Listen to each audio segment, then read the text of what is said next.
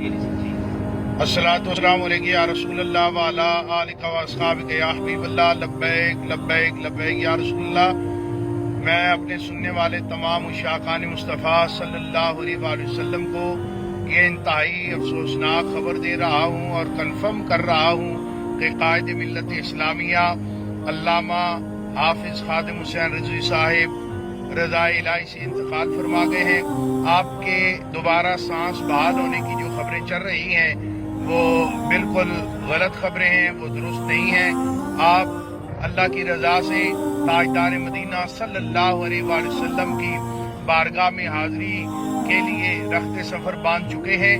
میں تمام کارکنان ذمہ داران سے یہ گزارش کرتا ہوں کہ آپ لاہور کی طرف سفر جو ہے اس کا آغاز فرما دیں۔ انشاءاللہ لاہور پہنچ کر نماز جنازہ کا جو اعلان ہوگا وقت کا، اس کا بھی اعلان کر دیا جائے گا۔ فی الحال اتنا آپ کو کنفرم کر رہا ہوں کہ قبلہ امیر مجاہدین جو ہیں آپ رضائے الہی سے وصال فرما گئے ہیں۔